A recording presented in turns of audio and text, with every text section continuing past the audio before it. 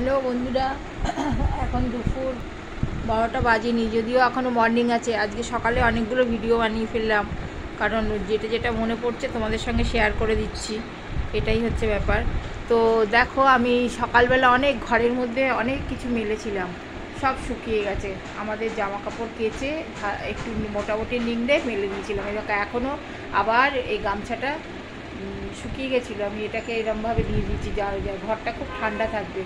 সব সময় তো এসি থাকলেও সব সময় তো চালিয়ে বসে থাকাটা ঠিক না, অনেক মিটারও উঠবে, আর বাইরে তো তাহলে বেরোতে পারবো না, ওয়েদারের সঙ্গে এ করতে পারবো না। এইদিকে একটা দিয়েছি, আবার এদিকেও একটা দিয়েছি, ঠিক আছে। আর যেটা করলাম আমি খাটে বসেই আমি সবজি টবজিগুলো কাটি, সবজিগুলো আমি কেটে নেবো।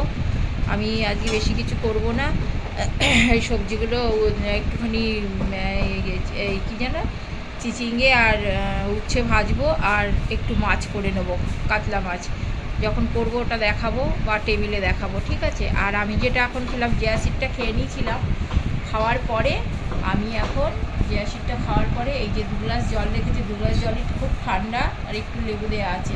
আর এই খাবারটা রেখেছি এখনও, দেখো রেখেই দিয়েছি সেই অনেক সকাল থেকে, এখনও খাইনি, খেতে ইচ্ছে করছে না। পেটটাও ভরা আছে, ওটা খেলে তো পেট ভরা থাকে, তবে এই জলটা কমপ্লিট করে তারপরে খাবারটা খেতে হবে, নাহলে কিন্তু ওটা অনেক ক্ষতি করবে।